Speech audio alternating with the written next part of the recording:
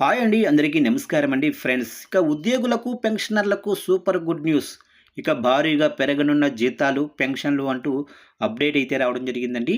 అయితే ఇందుకు సంబంధించిన పూర్తి వివరాలైతే మన వీడియోలో తెలుసుకుందామండి. వీడియో మాత్రం పూర్తి వరకు చూడండి ఫ్రెండ్స్. అప్పుడే మనకి పూర్తి సమాచారం అయితే తెలుస్తుంది. ఇక లేట్ చేయకుండా టాపిక్‌లోకి వెళ్ళిపోదాము. ఇక ఉద్యోగులకు బంపర్ న్యూస్. ఒక్కసారిగా పెరగనున్న జీతాలు. ఇక ఒక్కొక్కరికి పండగే. ఇక ద్రవ్యోల్బణం పెరుగుతున్న నేపథ్యంలో కేంద్ర, రాష్ట్ర ప్రభుత్వ ఉద్యోగులు, పెన్షనర్లు జూలై డిఆర్ఎస్ అలవెన్స్ పెంపుపై ఆసక్తిగా ఎదురుచూస్తున్నారు. డిఏ కేవలం నెల జీతాన్ని పెంచే భత్యం మాత్రమే కాదు, ప్రావిడెంట్ ఫండ్, పెన్షన్, గ్రాడ్యుటీ వంటి అనేక ఆర్థిక ప్రయోజనాలపై కూడా ప్రభావం చూపుతుంది. ఈ నేపథ్యంలో డిఏ అంటే ఏమిటి, అది ఎలా లెక్కిస్తారు, జూలైలో ఎంత పెరగొచ్చు, 8వ వేతన సంఘంతో దాని సంబంధం ఏమిటి వంటి కీలక వివరాలను ఇప్పుడు మనం తెలుసుకుందాం. ఇక దేశంలో ద్రవ్యోల్బణం పెరుగుతున్న నేపథ్యంలో కేంద్ర, రాష్ట్ర ప్రభుత్వ ఉద్యోగులు, పెన్షనర్లకు అత్యంత కీలకమైన అంశంగా డిఆర్ఎస్ అలవెన్స్ మారింది.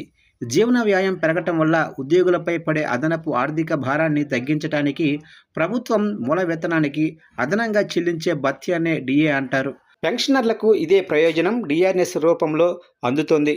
ద్రవ్యోల్బణం పెరిగినప్పుడు ఉద్యోగుల కొనుగోలు శక్తి తగ్గకుండా ఉండేందుకు ఈ భత్యం కీలక పాత్ర పోషిస్తుంది. ఇక లైవ్ మింట్ వెల్లడించిన కథనం ప్రకారం సాధారణంగా కేంద్ర ప్రభుత్వం all India consumer price index ఆధారంగా ఏడాదికి 2 సార్లు డిఏను సవరిస్తుంది.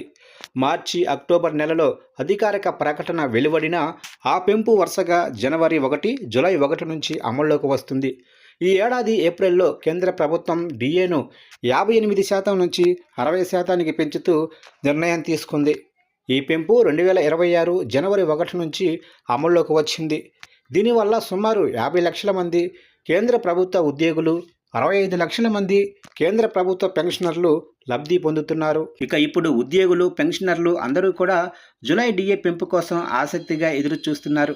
ద్రవ్యోల్బణం ఏఐసిపిఐ సూచీ ఆధారంగా మరోసారి డిఏ పెంపు ప్రకటించే అవకాశం అయితే ఉందని పలు నివేదికలు పేర్కొంటున్నాయి.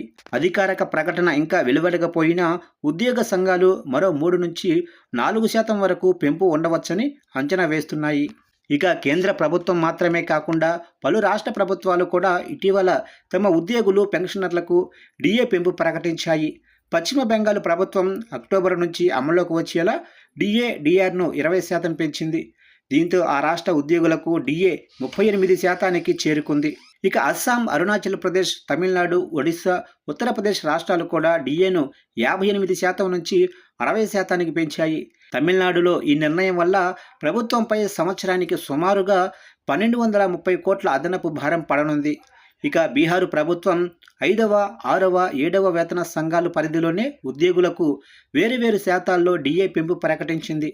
ఇక మహారాష్ట్ర ప్రభుత్వం పాత డిఏ బకాయిల చెల్లింపుకు 800 కోట్లకు పైగా ఆమోదం తెలిపింది.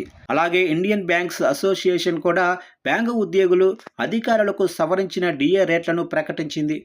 దీనిని అనుసరించి భారతీయ రైల్వే కూడా ఉద్యోగులకు 2% డిఏ పెంపు ప్రకటించింది.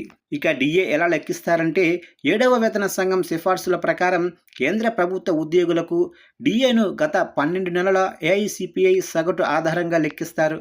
ద్రవ్యోల్బణం ఎంత పెరిగిందో దాని ప్రకారం డిఏ శాతం నిర్ణయిస్తారు. అందుకే ప్రతి నెల విడుదలయ్యే ఏఐసిపిఐ గణాంకాలను ఉద్యోగ సంఘాలు ఎంతో ఆసక్తిగా గమనిస్తుంటాయి. ప్రభుత్వ రంగ సంస్థల ఉద్యోగులకు మాత్రం ప్రత్యేక సూత్రం ఉంటుంది. అక్కడ గత 3 నెలల వినియోగదారుల ధరల సూచిక ఆధారంగా డిఏను నిర్ణయిస్తారు. అందువల్ల అన్ని ఉద్యోగులకు ఒకే విధమైన డిఏ వర్తించదు.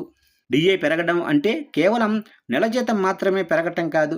ఇది ఉద్యోగి మొత్తం వేతన నిర్మాణంపై ప్రభావం చూపుతుంది.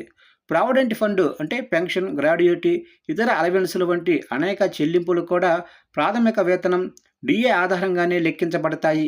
అందుకే ప్రతి డిఏ పెంపు ఉద్యోగులకు దీర్ఘకాలికంగా కూడా ప్రయోజనం కలిగిస్తుంది. అధిక ద్రవ్యోల్బణం సమయంలో కుటుంబ ఖర్చులు, ఇంటి అద్దె, పిల్లల చదువు, వైద్య వ్యయాలు పెరుగుతున్న నేపథ్యంలో డిఏ ఉద్యోగుల ఆర్థిక భద్రతకు ముఖ్యమైన ఆధారంగా నిలుస్తుంది. ఇక డిఏలో ఎన్ని రకాలు ఉంటాయో తెలుసుకుందాము. డిఆర్ఎస్ అలవెన్స్ను ప్రధానంగా 2 రకాలుగా విభజిస్తారు. ఇక ఇండస్ట్రియల్ డిఏ ప్రధానంగా కేంద్ర ప్రభుత్వ రంగ సంస్థల్లో పనిచేసే ఉద్యోగులకు వర్తిస్తుంది. ఇది వినియోగదారుల ధరల సూచిక ఆధారంగా త్రైమాసికానికి ఒకసారి సవరించబడుతుంది.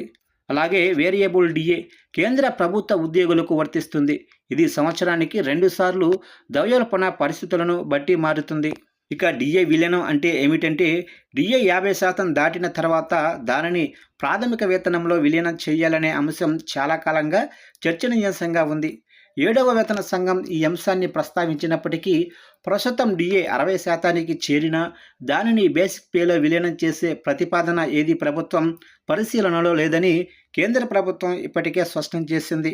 అయితే ఉద్యోగ సంఘాలు మాత్రం డిఏ విలీనం చేయాలని, అలాగే 8వ వేతన సంఘం అమల్లోకి వచ్చేలోపు దానిపై స్పష్టమైన నిర్ణయం తీసుకోవాలని కోరుతున్నాయి. డిఏపై ట్యాక్స్ ఉంటుందా అంటే అవును, ఉద్యోగులకు చెల్లించే డిఏ పూర్తిగా పన్ను పరిధిలోకి వస్తుంది. ఆదాయ పన్ను రిటర్ను దాఖలు చేసే సమయంలో డిఏను ప్రత్యేకంగా చూపించాల్సి ఉంటుంది. అలాగే డిఏ లెక్కల్లో 50 పైసలు లేదా అంతకంటే ఎక్కువ భాగం ఉంటే దానిని తదుపరి పూర్తి రూపాయికి రౌండప్ చేస్తారు. 50 పైసల కంటే తక్కువ ఉంటే దానిని పరిగణనలోకి తీసుకోరు. ఇక 8వ వేతన సంఘంపై ఎప్పుడు స్పష్టత వస్తుందంటే, ఉద్యోగులు ఇప్పుడు మరో ముఖ్యమైన అంశమైన 8వ వేతన సంఘం కోసం కూడా ఎదురు చూస్తున్నారు. సాధారణంగా వేతన సంఘం ఏర్పాటు చేసిన తర్వాత తుది సిఫార్సులు సమర్పించడానికి సుమారు 18 నెలల సమయం పడుతుంది.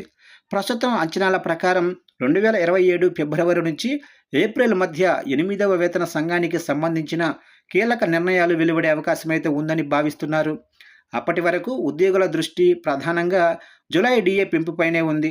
ప్రభుత్వం అధికారికంగా ఎంత శాతం పెంపు ప్రకటిస్తుందో అనే అంశంపై లక్షలాది మంది ఉద్యోగులు, పెన్షనర్లు ఆసక్తిగా ఎదురు చూస్తున్నారు.